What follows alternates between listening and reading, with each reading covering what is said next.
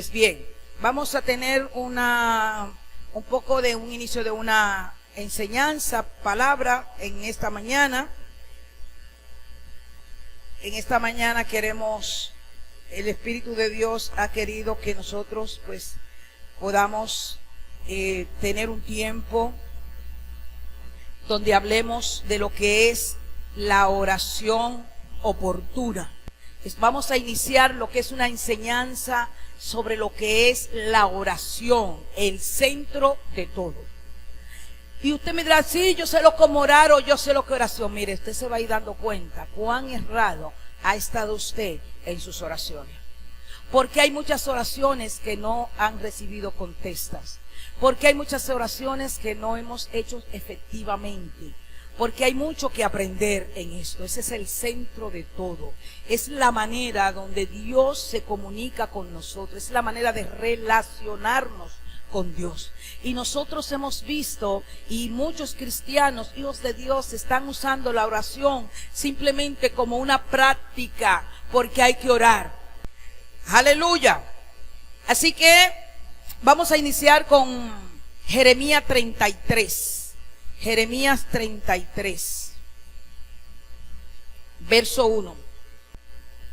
Dice Jeremías 33, mientras Jeremías aún estaba detenido en el palacio. O sea, no es que estaba parado, de que detente ahí que vengo ahorita. No, estaba preso. En otra versión dice que mientras Jeremías estaba en el patio, preso, amarrado, detenido ahí, dice que mientras estaba detenido en el palacio de la guardia, el Señor le dio un segundo mensaje. Esto dice el Señor que hizo la tierra, que la formó y la estableció, cuyo nombre es el Señor. Le dijo lo siguiente a Jeremías, un hombre que estaba preso, un hombre que estaba detenido, un hombre que estaba encarcelado, un hombre que estaba probablemente en angustia, pero a la vez estaba confiado. Pídeme y te daré a conocer secretos sorprendentes que no conoces acerca de lo que está por venir. Pónmelo en la Reina Valera, por favor. Pónmelo en la Reina Valera. Vamos a leerlo de nuevo en la Reina Valera. Es más, aquí es más explícito, pero es más común. En Reina Valera, por favor, me avisa cuando lo tenga. Dice, vino palabra de Jehová a Jeremías la segunda vez, estando aún preso. Ve, preso, estaba preso. ¿Sabe lo que es preso, verdad? Estando él aún preso en el patio de la cárcel. Ni siquiera estaba cómodamente en una celda, en el patio de la cárcel. Diciendo, siguiente, así ha dicho el Señor, que hizo la tierra, Dios que la formó para afinarla, el Señor es su nombre. Sigue. Clama a mí, y yo, como dice, clama a mí. ¿Y qué te enseñará?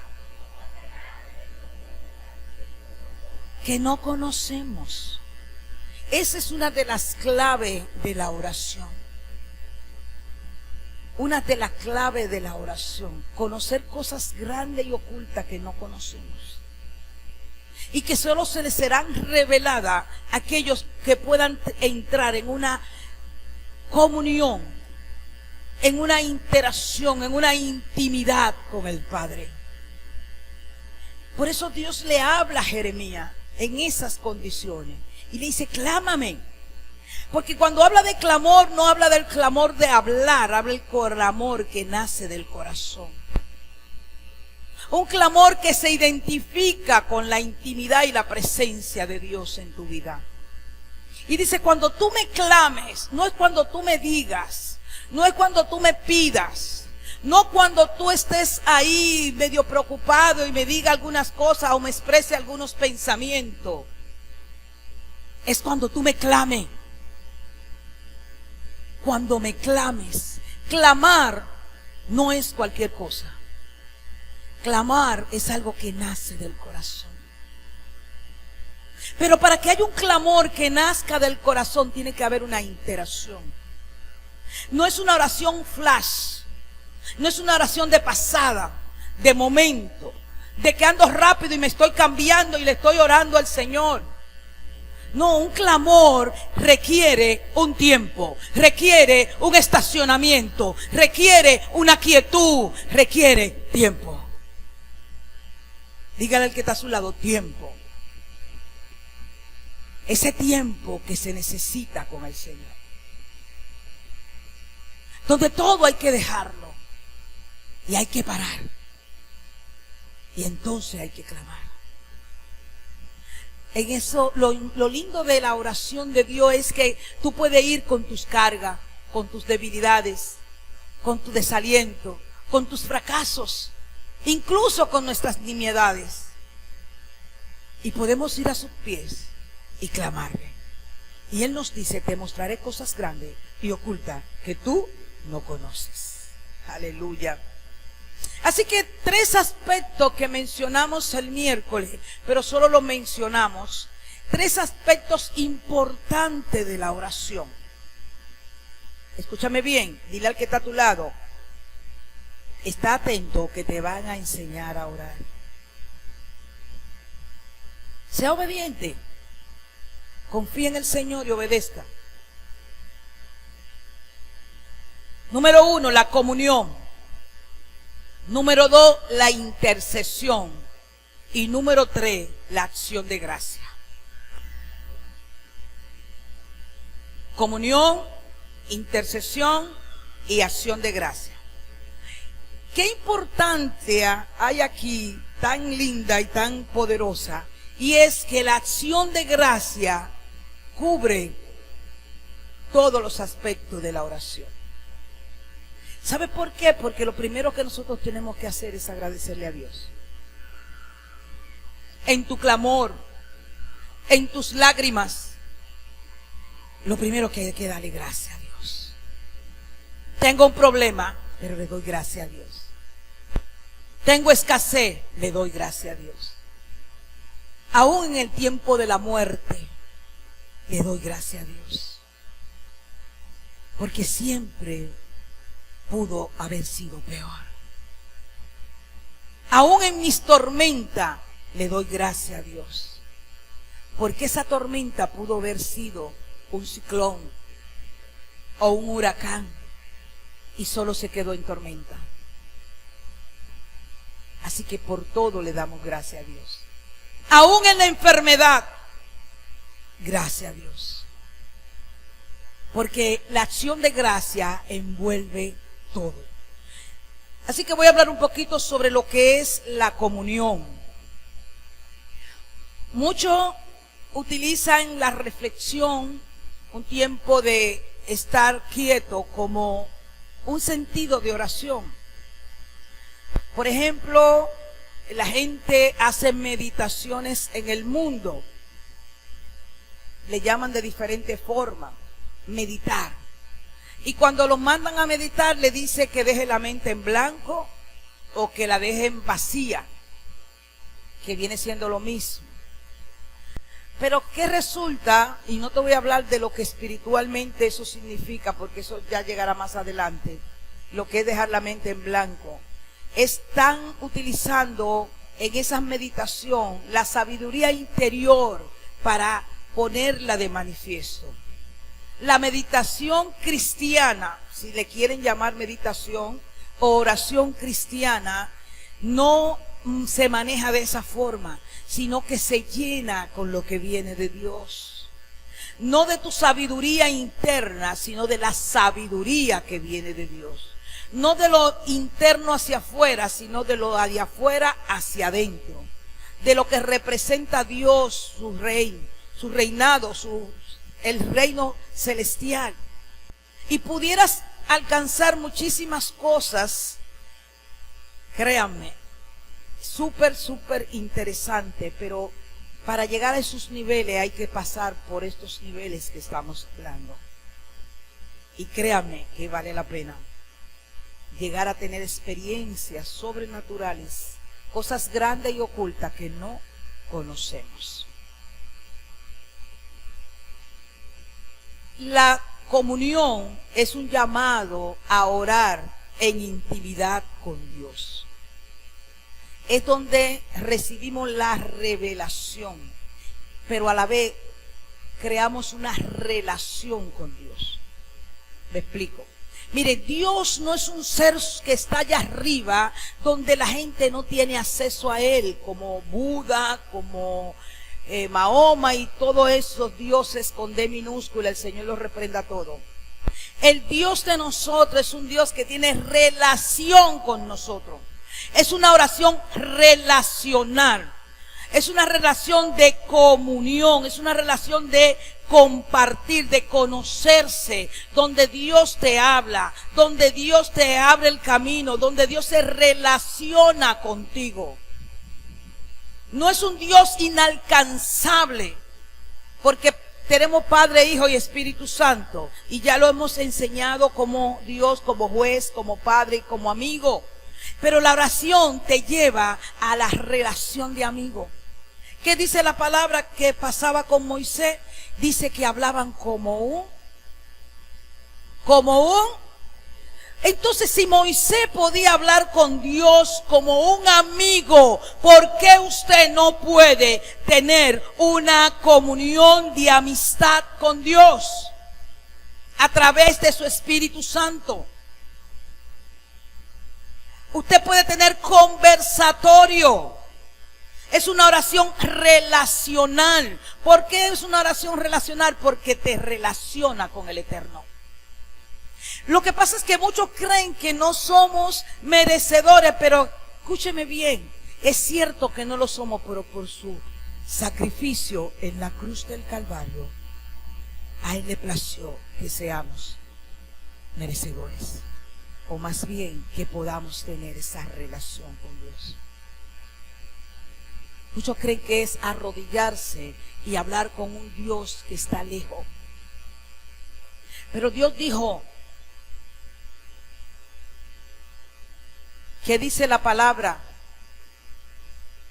Que Jesús dijo que era necesario, ministro, que Él se fuera para que viniera el Espíritu Santo de Dios, porque estaría todos los días hasta era nuestro consolador. Esa es la clave de nuestra relación con Dios. El Espíritu Santo que está contigo, sobre ti y en ti. El que nos permite esa relación, pero nos da el acceso a Dios, el haber recibido a nuestro Dios como nuestro Señor y nuestro Salvador, que nos capacita como hijos de Dios. Cuando lo recibimos a Él, venimos a ser hijos de Dios. Y cuando un hijo no se puede relacionar con su padre, habla a tus hijos contigo, te piden cuando tienen necesidad y tú le das cuando tienen, y le das amor y ellos te dan amor. Un padre y un hijo. Entonces, ¿por qué tú no puedes tener esa relación con tu Padre Dios si eres un hijo? A ver, aquí hay alguien que no sea hijo. ¿Alguien no ha recibido a Jesús como su Señor y Salvador? Porque desde que lo recibes, estás marcado como un hijo de Dios, por cuanto puedes tener una relación con Él. Entonces muchos creen que tener esa relación, esa comunión con Dios requiere de un sinnúmero de cosas, y entonces espérate que yo tengo que crear un ambiente, tengo que poner una hora de adoración, después tengo que venir, tengo que preparar el ambiente, todo el mundo se tiene que acostar, no puede haber nadie en la casa, y ese día nunca llega porque Satanás no te lo va a permitir, y entonces tú nunca oras. No, porque yo tengo que estar en una condición. Hermano, eso es un engaño. Clama a mí y yo te responderé. No dice, clámame cuando todos estén dormidos. Clámame cuando el ambiente sea propicio. Clámame en otra casa, porque en mi casa hacen mucha bulla. No importa si Tinito Méndez está tocando al lado o si es la bachata no sé quién. Pero tú puedes tener una comunión con Dios en tu casa. Porque es tu relación con Él. Es tu comunión con Él. Pastores, que al lado de mi casa vive una bruja. La bruja que se comunica con su Dios. Pero tú te comunicas con tu Señor. Nada ni nadie puede impedir esa comunión si hay un corazón dispuesto a relacionarse con Él. En medio de tormentas, en medio de desacierto, podemos tener comunión con Él. El punto está, hermano, vamos a ver qué nos dice el Salmo 1, que es lo que Dios establece a los hijos. Dice, bienaventurado el varón que no anduvo en consejos de malos, ni estuvo en camino de pecadores, ni en silla de escarnecedores se ha sentado, sino que en la ley de Jehová está su delicia, y en su ley medita de día y de noche. ¿Qué dijimos de meditar? Que era oración. O sea, que en su ley está en comunión, está en contacto, está tanto de día como de noche. Usted puede orar, dice la palabra, orar sin cesar. Eso no significa que Luisa no vaya al trabajo y le va a llamar a su jefe y le va a decir que no va a ir a trabajar, que busque una sustituta para esos niños porque ella está orando. Pero que dice orar sin cesar.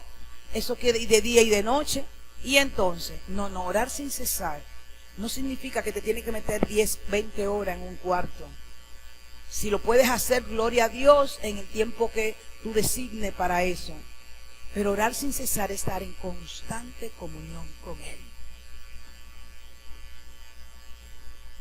Usted puede estar haciendo lo que hace y puede estar orando a la vez. Una relación, por eso la oración es relacional. Dígale a quien está a tu lado, la oración es relacional. Y dile al que está a tu otro lado, nos relaciona con Dios. Vamos, dígaselo, deja ese flojo. Dígaselo, usted me relaciona con Dios. ¿Cuánta gente floja, Señor? ¿Qué es esto?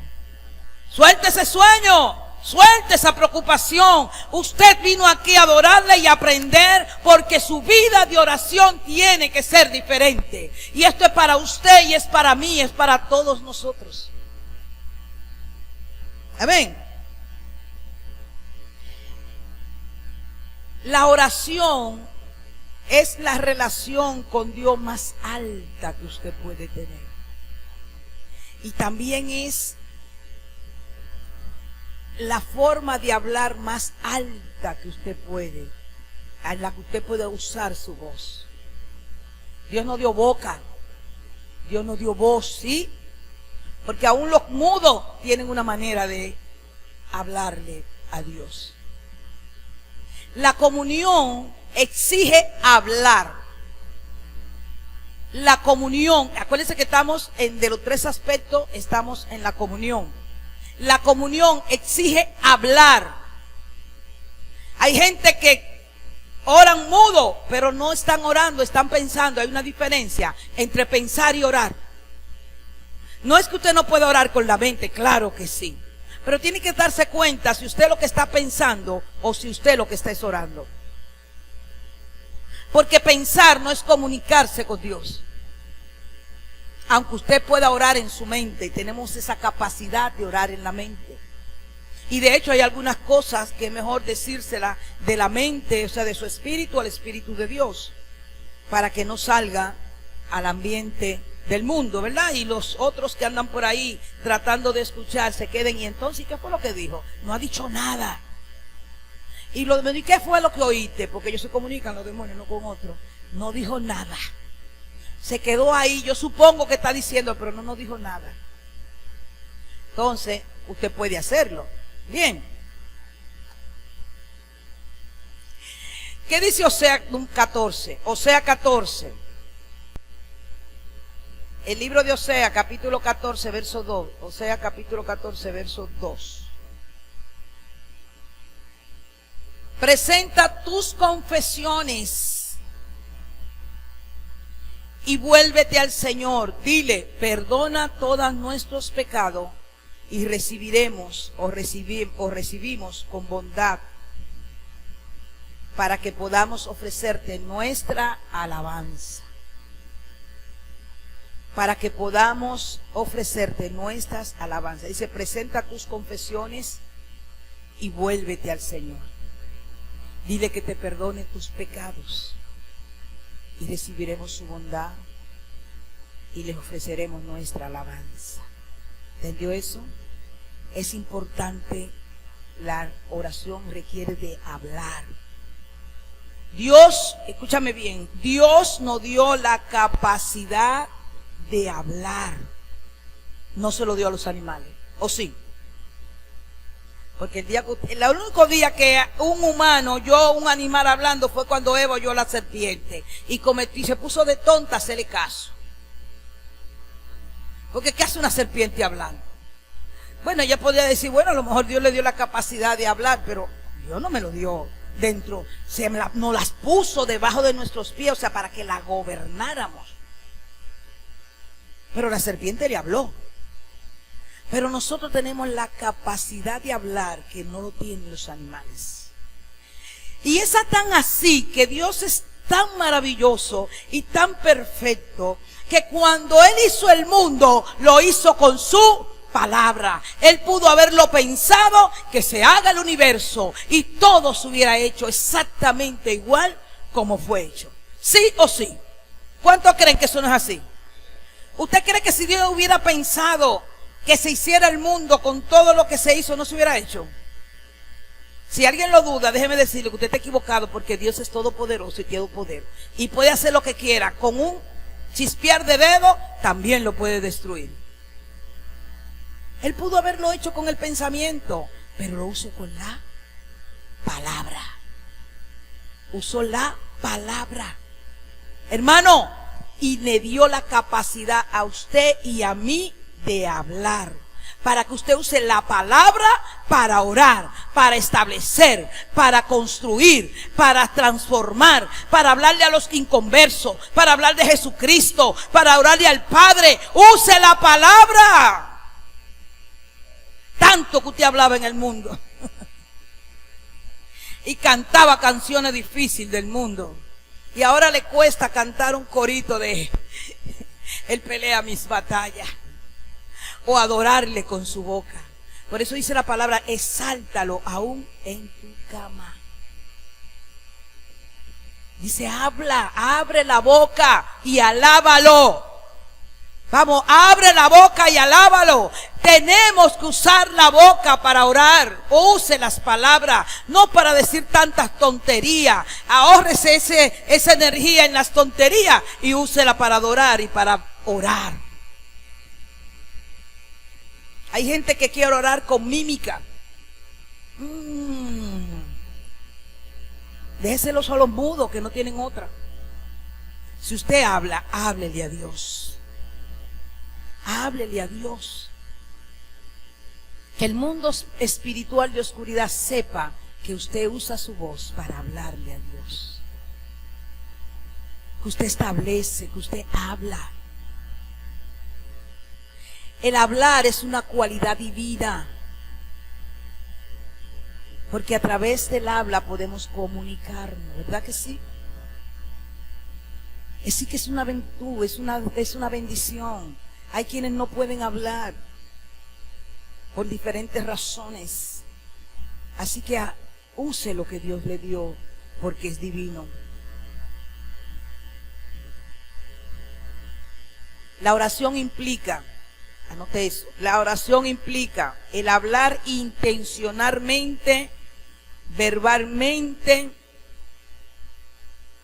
porque pensar no es lo mismo que orarlo. Si Jeffrey le falta catering, pero él llega a su casa y dice, bueno, ojalá mi esposa me perdone en su mente. Y ojalá me perdone porque yo la amo y cuando yo llegue no me espere con esa cara. Es lo mismo eso que Jeffrey llegue a su casa y le diga, Catherine, te amo, perdóname. ¿Es lo mismo? No es lo mismo. Ella se expresó, él sacó lo que hay en su corazón. Y olvídate que cuando Jeffrey le pone esa carita que él sabe poner, si no, pregúntele a Catherine, se desarmó la muchacha.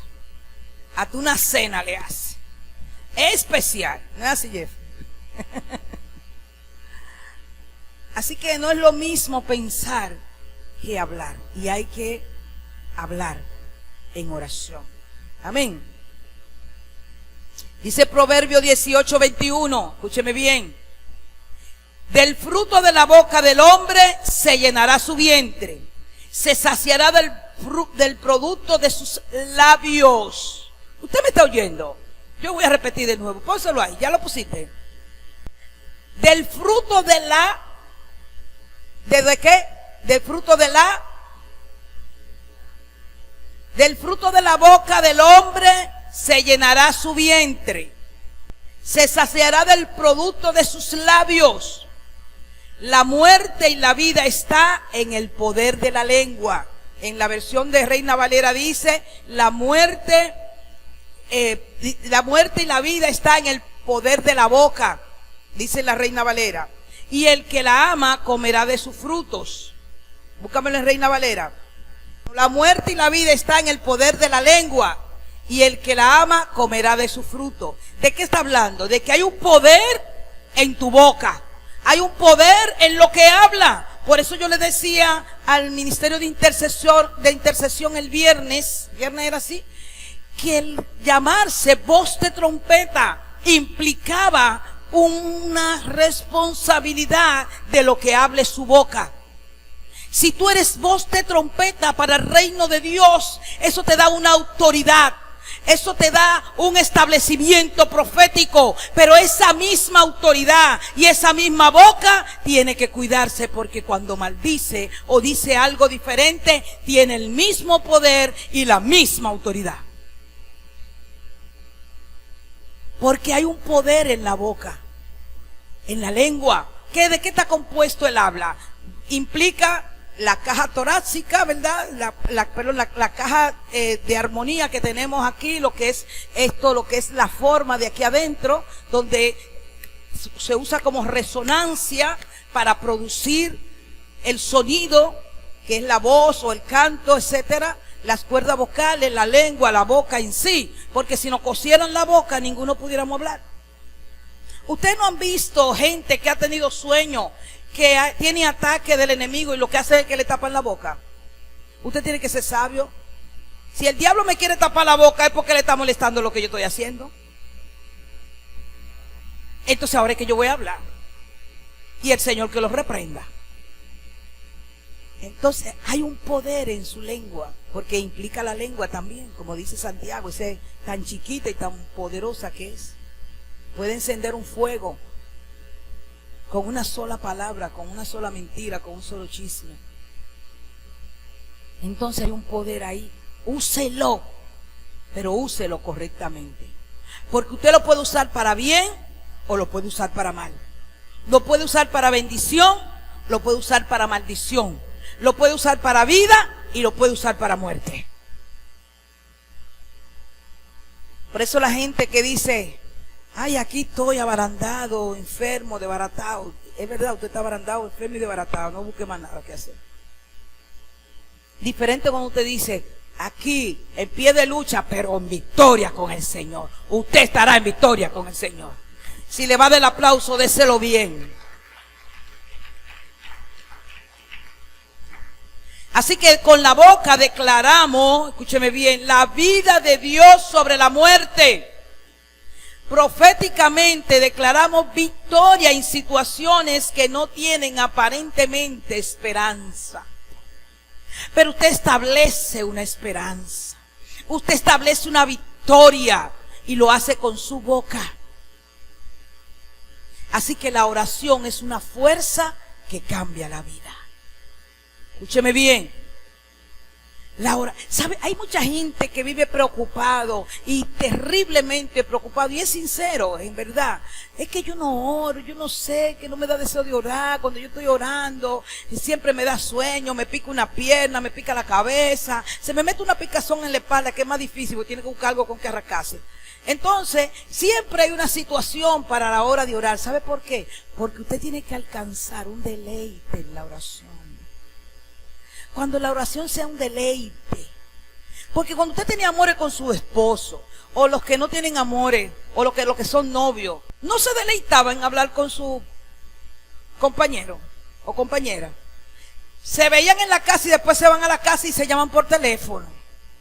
Y duran hasta las 2 y las 3 de la mañana. Porque hay deleite en escuchar la voz de la persona que usted ama, o del amigo, o la amiga, ¿cierto? Su mamá, su papá. ¿Verdad que sí? Pues mire la oración como un deleite y deje de verla como un pesar. Mire la oración como que voy a hablar con quien amo. Voy a hablar con quien me deleito.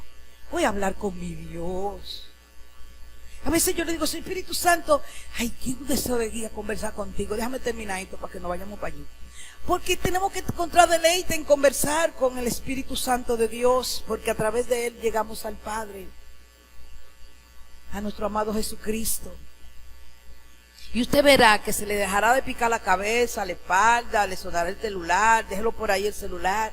No ponga el celular cuando usted va a llorar, porque le van a llegar 20 mensajes, y de uno de ellos va a ser desagradable. Hasta le llegarán por error. La cuestión es sacarlo de la comunión con Dios, del deleite, del estar en su presencia, de conversar con Él. No lo vea como una oración. Es que si tú ves como una oración que le estoy haciendo a un Dios que está allá arriba, usted va a ver como que es un trabajo que usted va a hacer, como que es obligado, como dicen por ahí, obligado. Míralo como un deleite. Mírelo como algo que usted necesita y desea en su corazón, que le va a dar alivio, que le va a dar revelación, que le va a mostrar el camino, que le va a hacer ayudar a discernir en medio de situaciones y dejar de ser una obligación. Y eso se lo voy a estar repitiendo en el transcurso de este tiempo de enseñanza, porque hay que dejar de ver la oración como una obligación. ¿Sabe por qué? Porque vamos a Dios solamente a pedirle cosas y a presentarle situaciones malas. No es que no lo haga, eso es parte de la oración. Eso es parte de la oración, pero no es la esencia de la oración. Amén. Así que la oración te cambia la vida. Esa manera, ¿verdad?, de orar y de profetizar tiene un poder creativo original. Cuando tú profetizas, eso tiene un poder. La oración tiene un poder. Amén. Así que la oración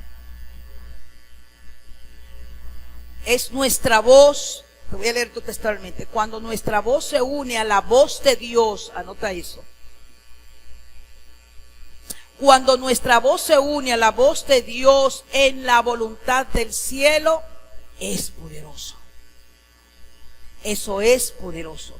Usamos prestadas las palabras bíblicas, porque por eso siempre, y esto es parte de la enseñanza de la oración, orar con la Biblia, orar con la palabra bíblica.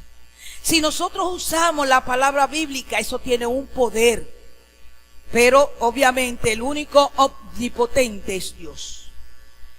El único omnipotente es Dios. Él es todo poder.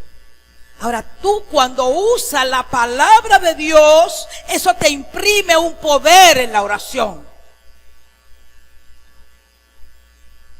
No es que, porque hay que aclarar eso. Hay gente que se corre y cree que su palabra tiene un poder sobrenatural. No, nosotros usamos la palabra de Dios y eso le imprime un poder a nuestra oración. y se puede convertir también en un establecimiento profético. Amén. La palabra hablada, que es la oración dirigida por el Espíritu Santo, le da un poder. Amén.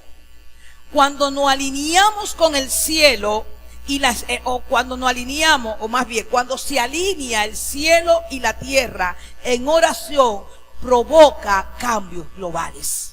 Voy a repetir eso. Cuando se alinea el cielo con la tierra en la oración, produce cambios globales. Y te voy a dar un ejemplo. Cuando un ciclón viene para el país y las voces de los hijos de Dios se mueven en conjunto en el poder del acuerdo y se alinea el cielo con la tierra, el ciclón se desvía. ¿Sí o sí? Lo hemos vivido. Un ciclón que viene derecho para República Dominicana, de repente coge una curvita y agarra un atajo y se desvía. Porque el cielo y la tierra se alinearon en una oración poderosa de los hijos de los Dios y hizo un cambio global. Es la importancia de la oración, que traspasa el tiempo y el momento y lo personal y se puede extender a las naciones. Amén. Así que una comunión con Dios en oración va más allá de las palabras. La comunión con Dios en oración va más allá que las palabras. Amén. Alguien dijo que una palabra es un pensamiento exteriorizado. O sea, tú hablas porque algo ya lo pensaste. Exterioriza lo que pensaste y lo convierte en una palabra. Pero déjame decirte, una oración con palabra tiene que tener corazón. Porque una oración sin corazón y con solo palabra es como címbalo que repilla. Cae al vacío. Cuando tus palabras no tienen corazón. Ahora, cuando tus palabras tienen corazón, llegan al trono de Dios. He ahí la importancia del clamor que hablábamos al inicio. El clamor son palabras con corazón. ¿Usted me entendió? Un clamor son palabras con corazón, porque nace del corazón del hombre. Y hacen incluso, sensibilizan el corazón de Dios a escuchar, a responder. El clamor, por eso le decía, clama a mí y yo te responderé y te mostraré cosas grandes y ocultas que tú no conoces. Porque las palabras son el vehículo que llevan el clamor a Dios. Tus palabras son el vehículo para vaciar tu alma. Y si tú no vacías tu alma, no está lista para llenarla con lo que Dios te quiere entregar. Cuando tú clamas con palabras que tienen corazón, tú estás vaciando tu alma de la angustia, del dolor, del desacierto, de los errores. Y entonces tienes el alma lista para recibir cosas nuevas de parte de Dios. Amén. Póngase sobre sus pies.